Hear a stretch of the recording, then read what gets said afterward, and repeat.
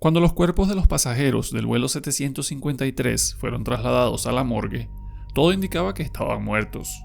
No respiraban, sus corazones no producían un pulso detectable y ninguno reaccionaba a los estímulos. Sin embargo, mientras los médicos intentaban descubrir qué había ocurrido dentro del avión, algo continuaba moviéndose bajo la piel de las víctimas. Unos organismos extremadamente delgados ya habían entrado en su sistema circulatorio. Desde allí, comenzaron a extenderse por los tejidos, alterar los órganos y reconstruir lentamente sus gargantas. Aproximadamente un día después, los cadáveres volvieron a levantarse. Todavía conservaban los rostros de los pasajeros. Algunos recordaban quiénes eran, dónde vivían y cómo regresar con sus familias. Pero las personas que habían abordado aquel avión ya no controlaban realmente sus cuerpos. Ahora, pertenecían a una colonia de parásitos. Y aquello que caminaba utilizando sus recuerdos y su apariencia era un Strigoi. Y es que los vampiros de The Strain no son cadáveres resucitados mediante un pacto con el diablo, ni humanos condenados a beber sangre para conservar la inmortalidad. Son organismos reconstruidos desde dentro por una infección parasitaria, capaz de transformar prácticamente toda su anatomía. Su sangre roja desaparece, los órganos que ya no resultan útiles se atrofian, y una estructura retráctil de casi 2 metros crece dentro de la garganta.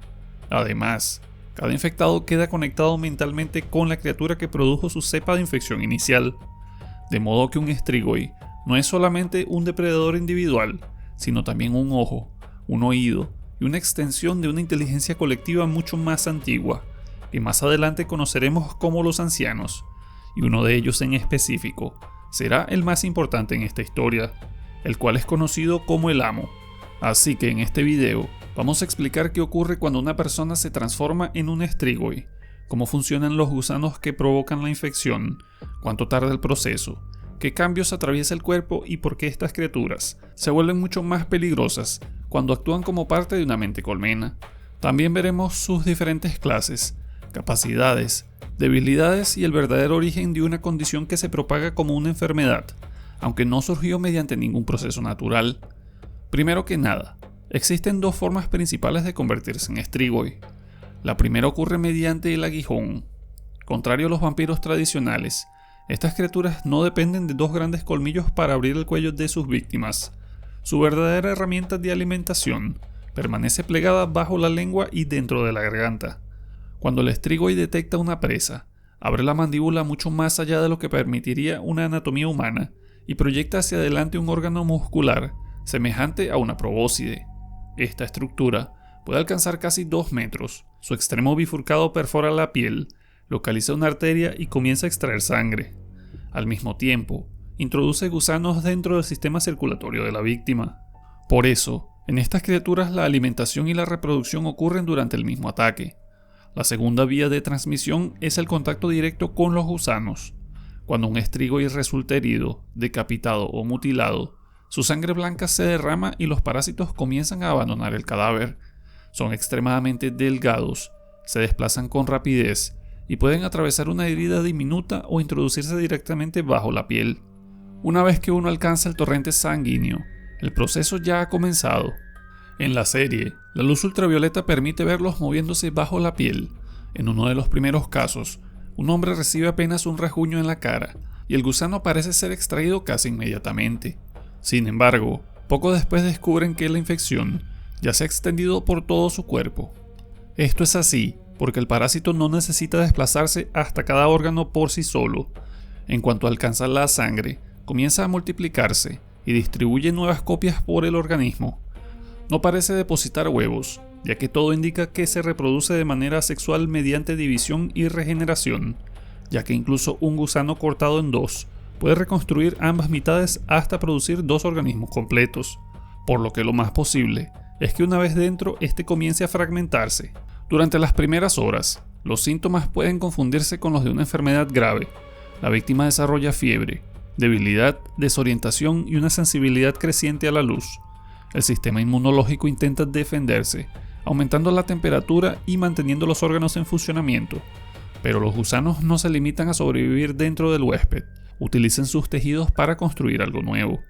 Por esto, el ritmo cardíaco se vuelve irregular, la respiración comienza a debilitarse y la persona termina entrando en un estado catatónico casi idéntico a la muerte. Esta fase permite que la infección progrese sin ser detectada, porque los médicos dejan de tratar al paciente. El cuerpo es trasladado a la morgue, entregado a su familia o preparado para ser enterrado, mientras la colonia de gusanos continúa extendiéndose sin ser molestada. Y así, las primeras modificaciones del cuerpo están dirigidas a garantizar que el nuevo organismo pueda alimentarse. Los músculos del cuello, la garganta y los tejidos situados bajo la lengua comienzan a formar el aguijón. Cuando esta estructura ya es funcional, el cuerpo se reactiva. La criatura recién despertada todavía no es un estrigo inmaduro. Conserva gran parte de su apariencia humana, y sus movimientos pueden parecer torpes, lentos o descoordinados. Aún así, ya puede atacar, y cada ataque puede producir más infectados. Sin embargo, las modificaciones principales ocurren durante aproximadamente 7 noches.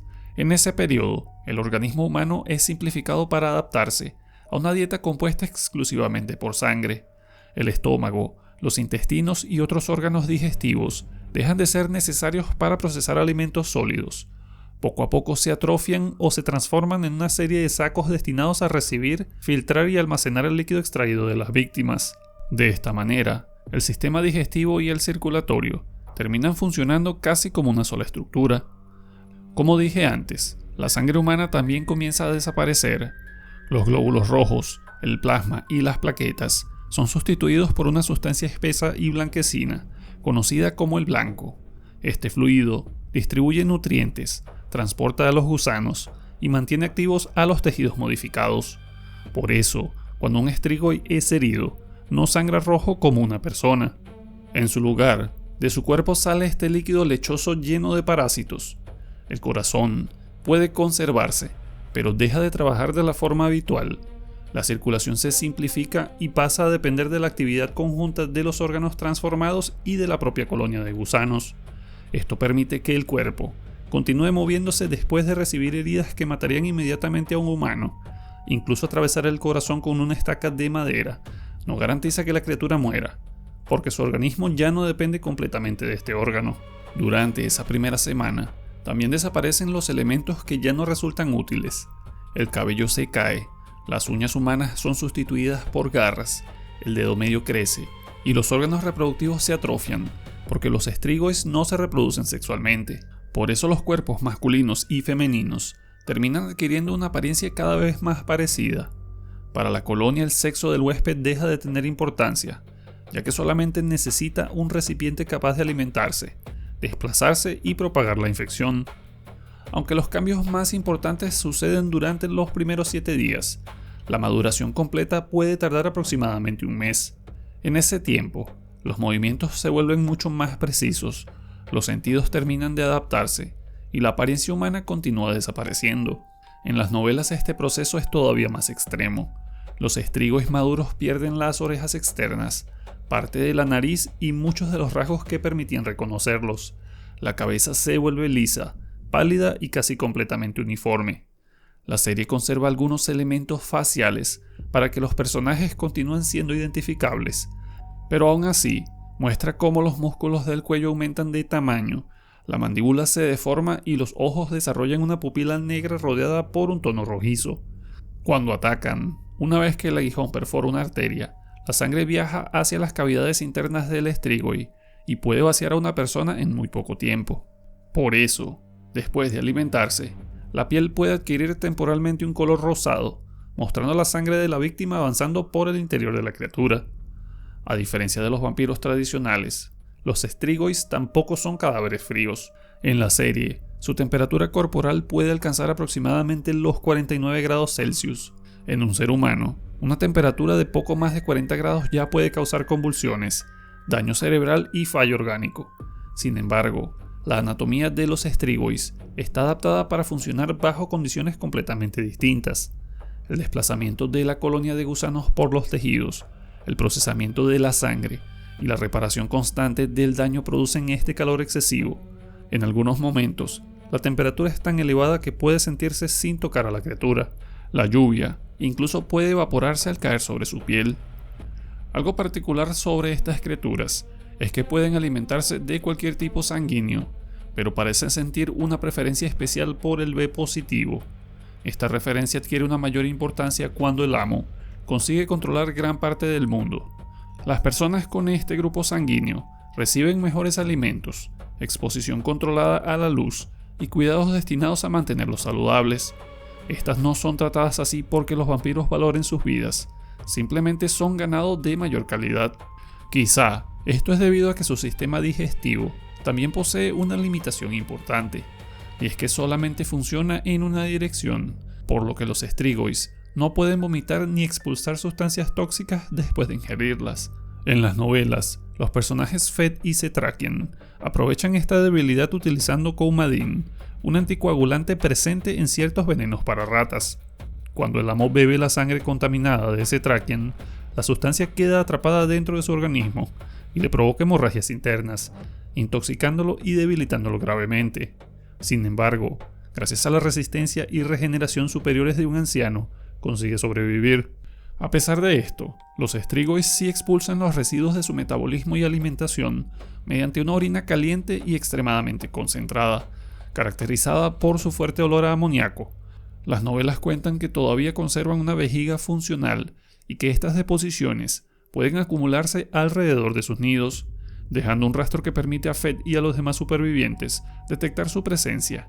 Vasily Fett, quien trabajaba como exterminador antes de la epidemia, reconoce rápidamente que estas criaturas se comportan de manera parecida a una colonia de ratas, ya que éstas buscan refugios protegidos, siguen rutas repetidas, permanecen cerca de fuentes constantes de alimento y dejan marcas que revelan su territorio. La comparación resulta bastante precisa.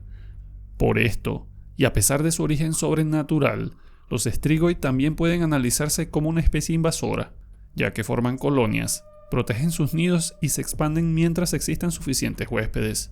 Otra diferencia característica es que tampoco necesitan dormir como los humanos.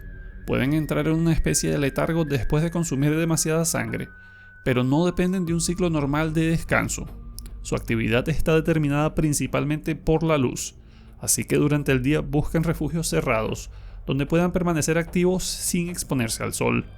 Encontrar un nido a plena luz del día no significa encontrar vampiros indefensos, porque cuando están dentro de sótanos, túneles, alcantarillas y edificios cerrados, ellos continúan siendo conscientes y están preparados para atacar. Sus sentidos también cambian durante la maduración.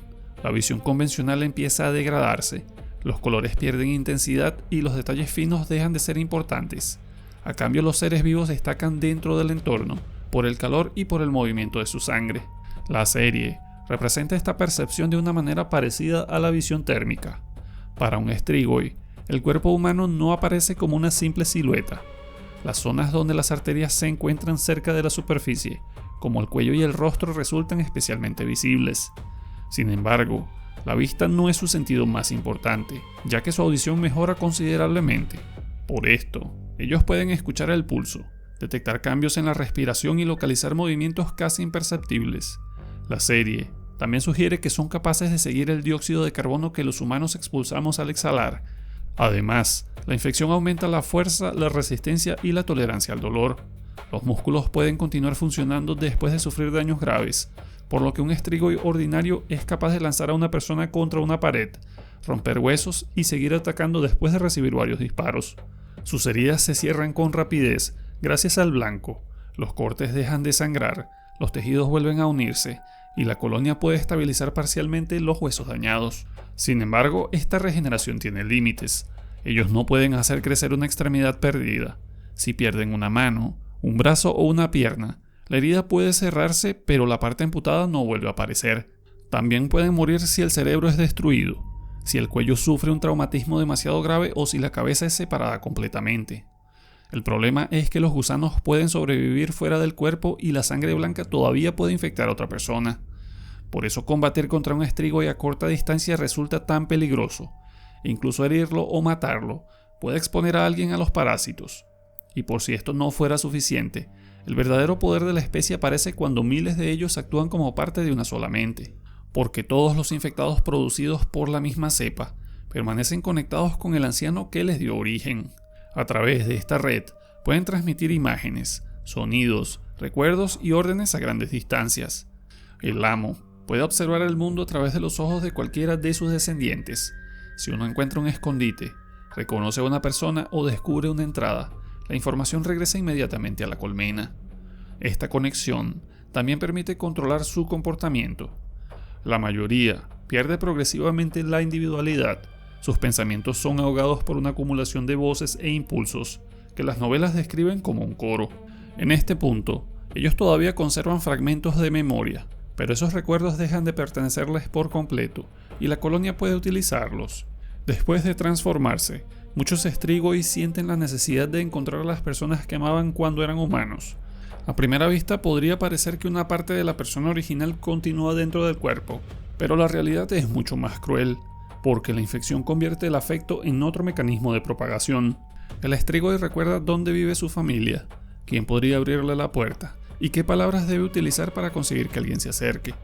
Ellos buscan a sus hijos, parejas o padres porque son los objetivos más fáciles de localizar y porque la infección interpreta sus vínculos sanguíneos como algo que todavía debe incorporarse a la colonia. Por eso en la serie, Kelly persigue a Zack. Ella conoce su voz, sus inseguridades y las frases capaces de hacer que baje la guardia, pero la necesidad que siente ya no es el amor de una madre, es la compulsión de extender la cepa hacia la sangre más cercana a la suya. También se aprovechan de la esperanza de quienes todavía reconocen el rostro de su familiar. Durante unos segundos pueden dudar, creer que existe una forma de recuperarlos, o que alguna parte de su conciencia continúa luchando dentro. Y esa vacilación suele ser suficiente para que el aguijón alcance la garganta. Aunque la mayoría de los infectados terminan reducidos a impulsos básicos, algunos conservan una inteligencia mucho mayor. Eichhorst es el mejor ejemplo. Él puede hablar, planificar, negociar y operar dentro de la sociedad humana. Él utiliza maquillajes, prótesis y lentes de contacto para ocultar su condición. Pero conservar su inteligencia no significa conservar la libertad. El amo le permite utilizar sus conocimientos, porque un agente capaz de infiltrarse, organizar transportes y manipular instituciones resulta mucho más valioso que una criatura que solamente sabe atacar. Lo mismo sucede con Kelly. Su memoria y su capacidad para comunicarse son útiles porque permiten explotar emocionalmente a Ephraim y Zack. Por eso, estos Strigois no son más humanos que los demás. Simplemente conservan herramientas que la colmena todavía considera necesarias. En las novelas, los vampiros más viejos pierden gran parte de la capacidad para hablar de manera convencional, porque el aguijón y las modificaciones de la garganta destruyen las estructuras necesarias para producir palabras. Algunos repiten sonidos simples o nombres relacionados con sus recuerdos. Los más antiguos pueden proyectar su voz directamente en la mente de una persona e incluso mover los labios mientras transmiten el mensaje telepáticamente, creando la ilusión de una conversación normal. Aunque la serie permite que Eichhorst, Kelly y otros agentes hablen en voz alta, simplificando su interacción con los personajes humanos. Mencionado anteriormente, el amo posee habilidades mentales todavía más desarrolladas. Puede hablar a través de su progenie, mirar utilizando sus ojos y proyectar imágenes destinadas a manipular a una víctima. En la serie, llega a mostrarse ante Zack con la apariencia de su madre, alterando aquello que el muchacho percibe sin cambiar físicamente de forma. Los ancianos también pueden utilizar una descarga psíquica conocida como el murmullo, capaz de desorientar, paralizar o dejar inconscientes a los humanos cercanos. Estas capacidades no pertenecen a todos los Strigois, sino a las criaturas que se encuentran en la parte superior de la colmena. La forma más común de estas criaturas es el Strigoi ordinario, un humano infectado mediante el aguijón o por el contacto con un gusano. Posee fuerza superior, conserva algunos recuerdos y queda conectado con la cepa que lo produjo. Después están los agentes inteligentes como Eichhorst y Kelly. También existen los Fillers, conocidos como exploradores en las novelas. En la serie son niños ciegos, transformados mediante un proceso especial, relacionado con la tierra del ataúd del amo. Después de emerger, desarrollan una velocidad extraordinaria y una percepción que no depende de los ojos. Estos son pequeños, silenciosos y capaces de desplazarse por espacios donde un Strigoi adulto tendría muchas dificultades. Kelly actúa como una especie de madre para ellos y los utiliza para rastrear a Zack y a otros miembros de la Resistencia. Pero Quinlan es una excepción mucho más extraña. Él no fue transformado después de nacer. Su madre fue atacada por el amo mientras estaba embarazada, y la infección alcanzó al feto antes de que ella consiguiera escapar. Como resultado, Quinlan se desarrolló desde el principio con características humanas y de Strigoi. Por eso él recibe el nombre del nacido. No posee la misma infección parasitaria ni la misma relación con los gusanos que caracteriza a los otros Strygoids ordinarios. Él conserva libre albedrío, soporta la luz solar durante más tiempo y posee fuerza, velocidad y longevidad superiores a las de un infectado normal. Aunque continúa vinculado de alguna manera con el amo, este no puede dominarlo mentalmente. Por último, y en la parte más alta de la jerarquía, se encuentran los 7 ancianos. Cada uno es la fuente original de una cepa distinta y controla únicamente a los vampiros creados por sus propios gusanos. Un Strygoid perteneciente al amo no puede ser dominado por otro anciano. Estos poseen fuerza, velocidad y resistencia muy superiores a las de cualquier infectado ordinario. También pueden abandonar un cuerpo demasiado dañado y trasladar su conciencia a un nuevo huésped. Por eso el organismo que vemos no es realmente el anciano, sino el recipiente que utiliza en ese momento. La serie representa su conciencia mediante un gusano carmesí especial. Mientras ese parásito sobreviva, el anciano puede continuar existiendo dentro de otro cuerpo. En las novelas, en cambio, la identidad se encuentra más distribuida entre la colonia, pero el principio es el mismo. Entonces, ¿cómo se puede matar a estas criaturas de manera definitiva y segura? La principal debilidad de los Strygoids es la radiación ultravioleta. Cuando un vampiro queda expuesto al sol, la piel comienza a quemarse, el blanco pierde sus propiedades regenerativas y los gusanos mueren. Un Strygoid ordinario puede ser destruido rápidamente bajo la luz solar. Por eso los supervivientes utilizan lámparas UVC. Ellos utilizan estas en particular porque la radiación ultravioleta se divide en UVA, UVB y UVC. La UVA es la que emiten las luces negras y muchas lámparas comerciales. La UVB provoca gran parte de las quemaduras solares. La UVC, en cambio, posee la longitud de onda más corta y la mayor capacidad germicida. En el mundo real, esta se utiliza para dañar el material genético de bacterias, hongos y virus. Por eso resulta mucho más efectiva contra los Strygoids que una luz negra convencional, que emite principalmente UVA. Sin embargo, la UVC tiene poca capacidad de penetración y pierde intensidad con la distancia. Por eso los protagonistas deben apuntarla directamente y mantener la exposición, mientras que la ropa, los obstáculos o las zonas en sombra pueden proteger parcialmente al vampiro. Además, estas también pueden provocar quemaduras y lesiones oculares en los humanos. La segunda gran debilidad es la plata. Cuando este metal entra en contacto con los tejidos infectados, provoca una reacción tóxica. La regeneración se detiene y los gusanos comienzan a morir alrededor de la herida. Por eso Cetrakian utiliza una espada de plata. Las balas convencionales pueden ralentizar un Strygoid. La plata, en cambio, impide que el cuerpo se recupere correctamente. Los espejos antiguos también aprovechan esta reacción. Contrario a la tradición popular, los Strygoids sí producen reflejo. Sin embargo, los espejos fabricados con una capa posterior de plata muestran su imagen distorsionada y temblorosa. En otras palabras, la plata revela la infección.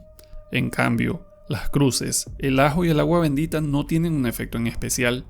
En las novelas, los Strygoids también tienen dificultades para atravesar corrientes de agua sin ayuda. Ellos necesitan ser transportados dentro de un recipiente por un humano. Esta es una de las razones por las que el amo cruza el océano oculto en su ataúd. La serie le da menos importancia a esta limitación y se concentra principalmente en la luz, la plata y las explicaciones biológicas. Dicho esto, matar a un anciano es mucho más complicado. En la serie, es necesario destruir tanto el cuerpo como el gusano carmesí que conserva su conciencia. Si el parásito consigue escapar, puede entrar en otro huésped. En las novelas existe una condición adicional. Cada anciano permanece conectado con el lugar donde surgió su cepa. Mientras ese sitio continúe intacto, la fuente del linaje puede sobrevivir. Sin embargo, la ubicación de estos lugares aparece escondida dentro del Ócido Lumen, un manuscrito construido a partir de antiguas tablillas mesopotámicas. El libro está protegido por placas de plata y parte de su contenido solamente puede leerse bajo la luz directa del sol. Básicamente fue diseñado para impedir que un vampiro pudiera manipularlo o descubrir sus secretos. Hasta este punto, la transformación podría interpretarse como el resultado de un parásito desconocido. Los gusanos se reproducen, alteran las células, modifican los órganos y adaptan el cuerpo para producir nuevos huéspedes. Pero la infección no apareció mediante una evolución natural. Según el Ócido Lumen, todo comenzó durante la destrucción de Sodoma y Gomorra. Dios envió a varios arcángeles para observar las ciudades y ejecutar su castigo. Uno de ellos era Osiriel, el ángel de la muerte.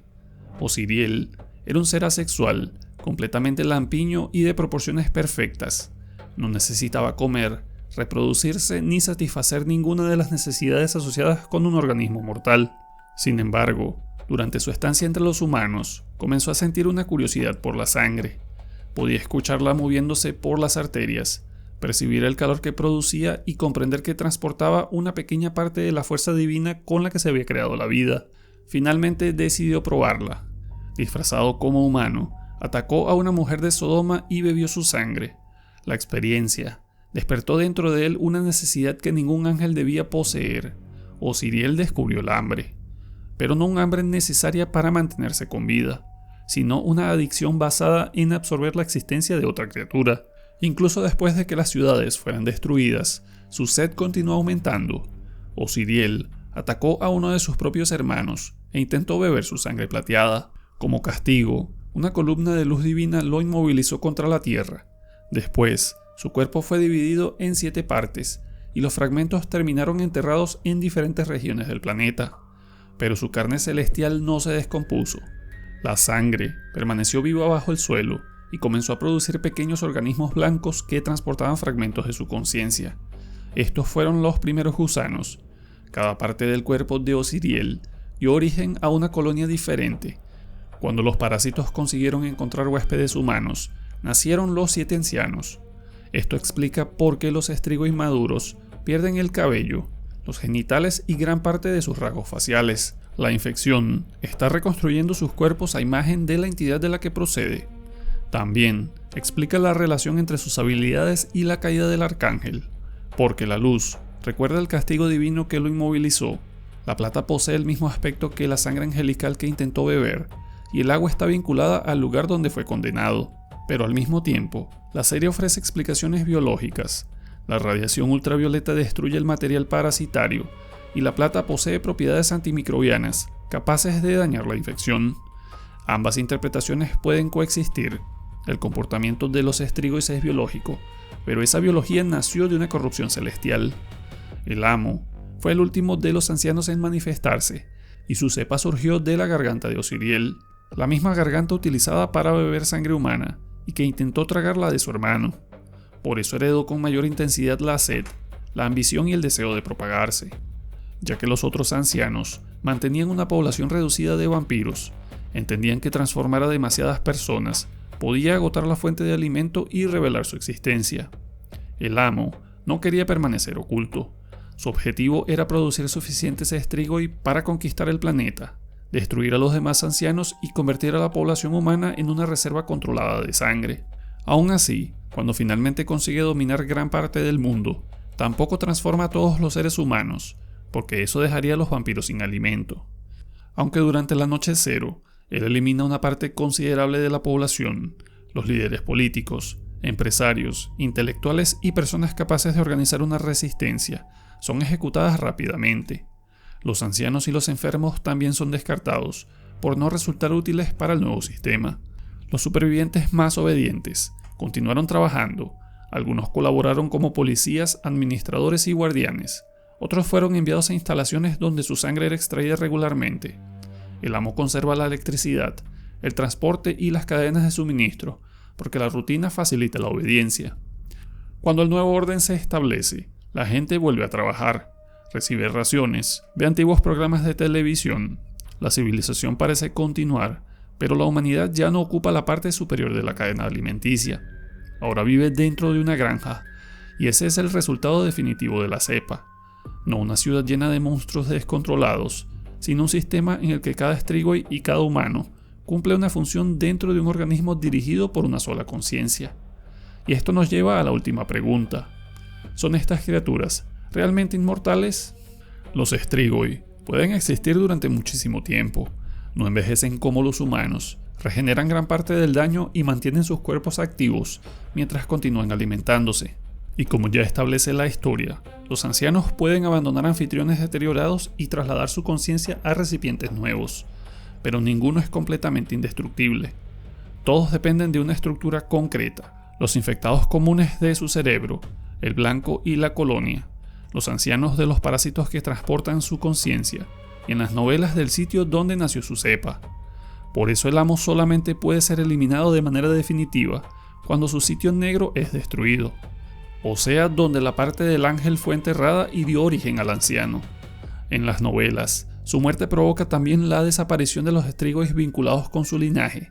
En la serie, los infectados restantes pierden la inteligencia que organizaba la colmena, pero no mueren inmediatamente. Se convierten en depredadores salvajes que todavía deben ser cazados. Así que bueno, estos son los Strigoi de Strain, vampiros nacidos de la sangre de un arcángel, propagados como una infección y organizados como parte de una mente colmena. Criaturas capaces de transformar el amor en un mecanismo de reproducción, la familia en una lista de objetivos y la inmortalidad en la desaparición completa de la identidad humana. Y con esto, llegamos al final de este video. Espero que te haya gustado, y si es así, recuerda darme un like, suscribirte si aún no lo has hecho, y activar la campanita de notificaciones para estar al tanto de mis nuevos videos. Además, quiero dar una mención especial a los miembros del canal, quienes hacen posible que sigamos explorando este tipo de historias tan perturbadoras e interesantes. Gracias por su apoyo constante. Y si tú también quieres apoyar el canal y acceder al contenido exclusivo y videos antes que nadie y otras ventajas, te invito a hacerte miembro. Solo tienes que darle clic al botón que dice unirse debajo del video. Nos vemos en el próximo. Hey, aún no te vayas. Si te gustó mi video, me gustaría recomendarte este video, o este otro video que está muy interesante.